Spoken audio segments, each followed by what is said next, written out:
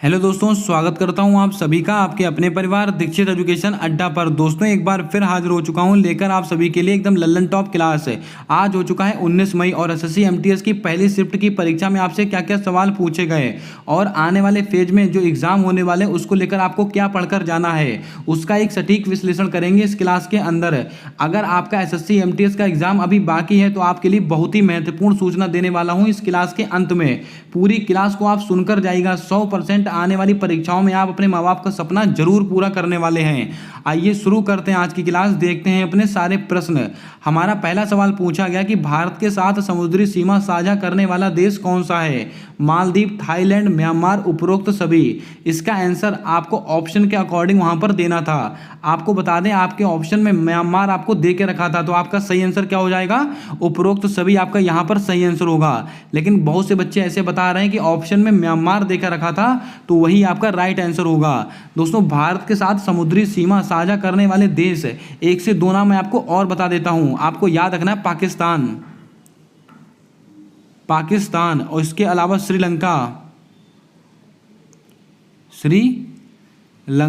और दोस्तों क्या है आपका? पाकिस्तान, श्रीलंका, इंडोनेशिया, सॉरी दोस्तों बांग्लादेश। कौन सा दोस्तों? बांग्लादेश है। ये 4 से 5 नाम हैं जो आपको याद रखने हैं जिनके साथ भारत के साथ समुद्री सीमा साझा करते हैं। आपको कमेंट कर बताना है बांग्लादेश से भारत का कौन सा राज्य सर्वाधिक सीमा साझा करता है। इसका जवाब आपको कमेंट कर बताना है। आइए चलते हैं अपने अगले सवाल की ओर। हमसे अगला सवाल पूछा गया है कि क्षेत्रफल की दृष्टि से भारत का विश्व में कौन सा स्थान है? कल सवाल पूछा गया था कि भारत किसको पछाड़कर विश्व की पहली सबसे बड़ी आबादी वाली संख्या बन चुका है, तो आपको याद होना चाहिए चाइना को पछाड़कर। आज सवाल पूछा गया कि क्षेत्रफल की दृष्टि से भारत का विश्व में कौन सा स्थान है, तो आपको नोट करके रखना है 7वां स्थान है। आपको ऑप्शन नंबर सी बिल्कुल सही जवाब होगा, इसको भी आपको ध्यान में रखना है। आइए चलते हैं अपने अगले सवाल की ओर। हमारा अगला सवाल पूछा गया कि निम्नलिखित में से सबसे बड़ा महासागर किसे माना गया है? प्रशांत महासागर को, अटलांटिक महासागर को, आर्कटिक महासागर को, हिंद महासागर को। तो आपको ध्यान में रखना है विश्व का सबसे बड़ा महासागर कौन है? प्रशांत महासागर। आपका ऑप्शन नंबर ए बिल्कुल सही जवाब होगा। और इसी में दोस्तों मेरियाना गर्त, विश्व की सबसे गहरी गर्त कौन सी है? मेरियाना गर्त। कहाँ पर पाई जाती है? प्रशांत महासागर में पाई जाती है। सवाल अगर आपसे पूछा जाता है विश्व का सबसे छोटा महासागर कौन सा है? आर्कटिक महासागर। लेकिन अगर आपसे सवाल पूछा था भारत का सबसे बड़ा महासागर कौन सा है, तो आपको ध्यान में रखना था हिंद महासागर। और मेडागास्कर ये कहाँ पर अवस्थित है? ये हिंद महासागर में अवस्थित है। इसको भी आपको याद रखना है, एसएससी ने सवाल पूछा हुआ है। आइए चलते हैं अपने अगले सवाल की ओर। हमारा अगला सवाल पूछा गया था ग्राम पंचायत के गठन से संबंधित अनुच्छेद कौन सा है?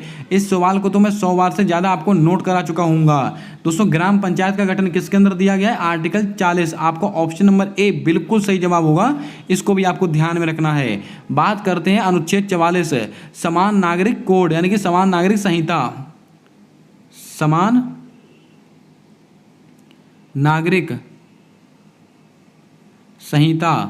ये किससे संबंधित है? तो आपको याद होना चाहिए आर्टिकल 44। और ये कहाँ पर लागू है? एकमात्र राज्य गोवा में लागू है। अनुच्छेद 47 इसमें क्या है? पोषण संबंधी अधिकार हैं। अगर आपसे पूछ ले रहा है पोषण संबंधी अधिकार का उल्लेख कौन से आर्टिकल में? आर्टिकल 47।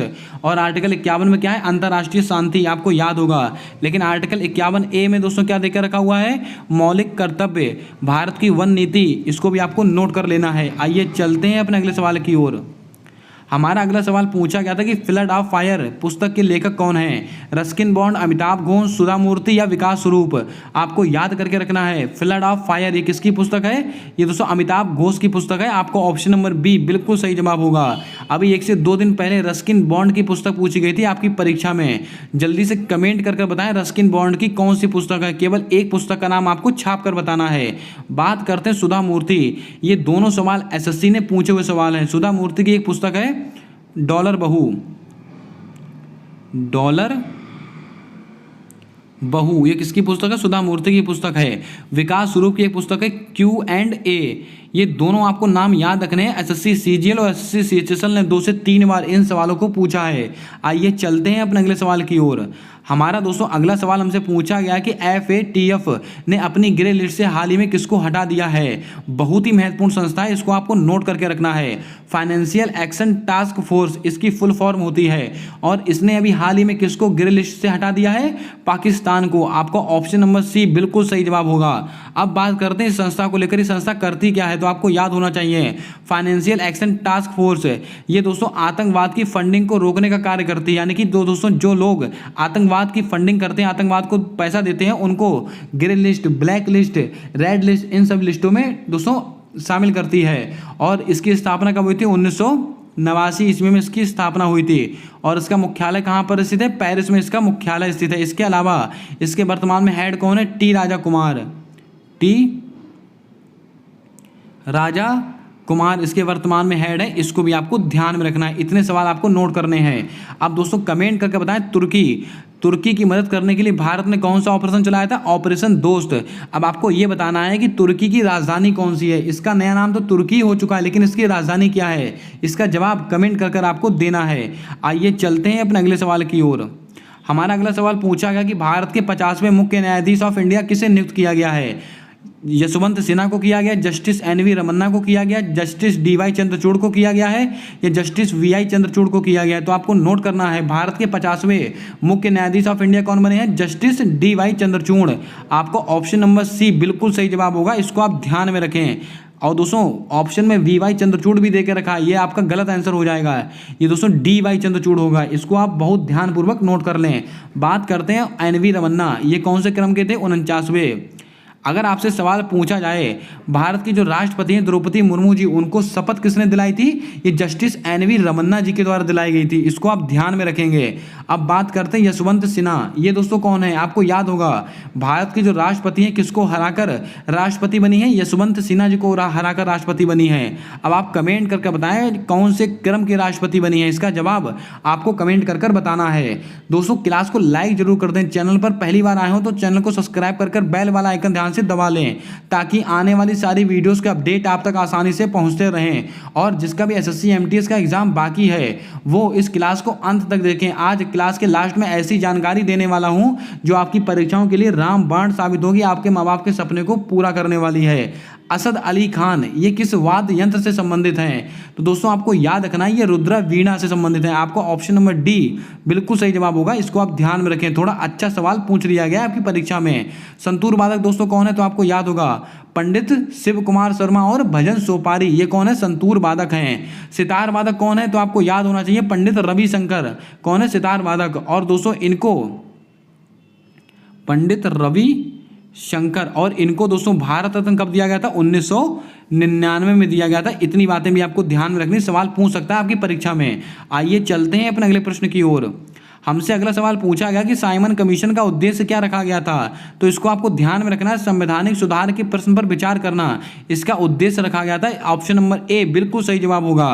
अब बात करते हैं साइमन कमीशन, इसका गठन कब हुआ था? 1927 में। लेकिन ये भारत में कब आया था? 1928 में।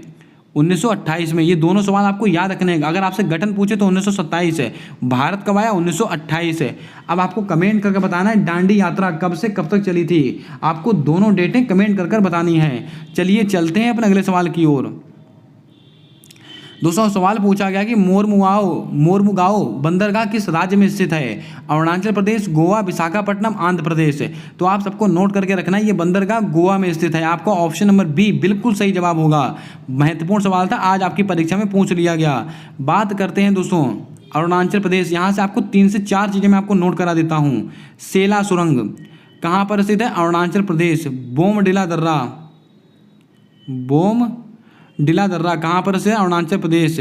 पाक्के टाइगर रिजर्व कहाँ पर स्थित है? अरुणाचल प्रदेश। इसके अलावा मॉलिंग राष्ट्रीय उद्यान, कौन सा दोस्तों? मॉलिंग।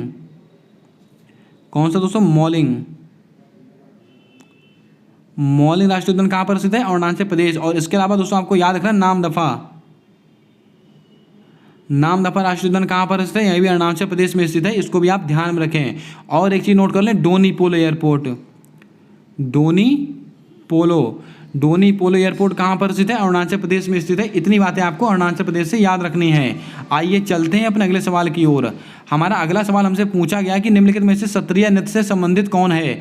पंडित बिरजू महाराज, सितारा देवी, लच्छू महाराज या शंकर देव? तो मैंने आपको कई बार नोट कराया है, ये शंकर देव आपका सही आंसर होगा। सत्रिया से कौन संबंधित है? शंकर देव। और सत्रिया कहाँ का क्लासिकल नृत्य है? असम का। ये पंडित बिरजू महाराज हो गए, सितारा देवी हो गए, लच्छू महाराज हो गए, इन सबका संबंध है कथक से। और कथक कहाँ का नृत्य? उत्तर भारत का है, आपको याद होना चाहिए। चलिए चलते हैं अपने अगले प्रश्न की ओर। हमसे सवाल पूछा गया था कि तृतीयक उपभोक्ता के रूप में किसे जाना जाता है? दोस्तों आपको इसका आंसर ऑप्शन के अकॉर्डिंग देना था। तो दोस्तों आपके ऑप्शन में बाघ, शेर, गिद्ध या जो भी दे के रखा था, तो आपको ऑप्शन नंबर डी, ये सभी लोग दोस्तों तृतीयक उपभोक्ता के रूप में आएंगे। इसको आप ध्यान में रखें, यहाँ पर उपरोक्त सभी लिख लीजिएगा आप, यही आपका सही आंसर होगा। आपको इसका आंसर ऑप्शन के अकॉर्डिंग बताना था। चलिए चलते हैं अपने अगले सवाल की ओर। हमसे दोस्तों अगला सवाल पूछा गया था कि 1793 का एक्ट कैसा एक्ट था? दोस्तों यहाँ पर एक्टर नहीं होगा, यहाँ पर एक्ट होगा, यहाँ पर एक्ट। 1793 का एक्ट कैसा एक्ट था? तो आपको याद रखना ये चार्टर एक्ट था। आपका ऑप्शन नंबर बी बिल्कुल सही जवाब होगा, इसको आप ध्यान में रखें, आपके ऑप्शन में यही ऑप्शन दे के रखा था। चलिए चलते हैं अपने अगले सवाल की ओर। हमारा अगला प्रश्न पूछा गया कि मकर संक्रांति का पर्व किस देवता को समर्पित है? तो आप सबको पता है मकर संक्रांति याद नहीं कि भगवान सूर्य को समर्पित है। आपको ऑप्शन नंबर सी बिल्कुल सही जवाब होगा, इसको भी आपको ध्यान में रखना है। आइए बढ़ते हैं अपने अगले सवाल की ओर। दोस्तों हमसे अगला सवाल पूछा गया था कि 2022 में लोकसभा सीट किस नगर निगम से संबंधित था? दोस्तों आपके ऑप्शन में दिल्ली देकर रखा हुआ था, यही आपका राइट आंसर होगा। इतनी बातें आपको ध्यान में रखनी है। बात करते हैं अंडमान निकोबार को लेकर, इसको कौन अलग करता है? 10 डिग्री अक्षांश। अंडमान को निकोबार से कौन अलग करता है? 10 डिग्री अक्षांश अलग करता है। अगर आपसे पूछा जाए महात्मा गांधी समुद्री राष्ट्रीय उद्यान कहाँ पर स्थित है? अंडमान निकोबार में स्थित है। चलिए चलते हैं अपने अगले सवाल की ओर। हमारा आज का अगला सवाल हमसे पूछा गया कि भारत में जनसंख्या विस्फोट की अवधि किसे माना गया? तो आपको ध्यान में रखना 1951 से 1981 के बीच में जनसंख्या विस्फोट की अवधि को माना गया। तो आपका ऑप्शन नंबर, इसमें ऑप्शन नहीं है, तो यही आपका राइट आंसर होगा, 1951 से 1981। दोस्तों ये 15 से 16 सवाल थे जो आज की शिफ्ट में हमको मिल पाए, मैंने उसका सटीक विश्लेषण आपको करा दिया। दोस्तों अब अगर आपका SSC MTS, बहुत ही महत्वपूर्ण जानकारी, ध्यान से सुनिएगा। अगर आपका MTS या CHSL या CGL, इसके अलावा यूपी पुलिस या दिल्ली पुलिस, इसके अलावा कोई सा भी अगर आप एक दिवसीय एग्जाम देने वाले हों तो उसके लिए कल से मैं क्लासेस शुरू करने वाला हूं, एकदम लल्लन टॉप प्रश्नों के साथ। ऐसे ऐसे सवाल लेकर आने वाला हूं जो आपकी परीक्षा में सीधा आपको नंबर दिलाएंगे, आपके माँ बाप के सपने को पूरा करेंगे। तो आप कमेंट करके बताएं कि कितने लोग तैयार हैं उस सीरीज को लेकर। एकदम ब्रह्मास्त्र वाली सीरीज होने वाली है। केवल 25 से 30 मिनट की क्लास लगेगी, इससे ज़्यादा की क्लास नहीं लगेगी, लेकिन आपको 100 से 150 सवाल हर क्लास के अंदर मैं बताने वाला हूँ। अब आप कमेंट करके बताएंगे कि आप इस सीरीज के लिए तैयार हैं या नहीं।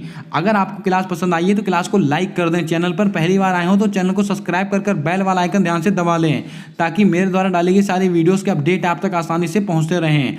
मिलते हैं आने वाली अगली वीडियो में, तब तक के लिए जय हिंद, जय भारत। दोस्तों अपना सपोर्ट बनाकर रखिएगा।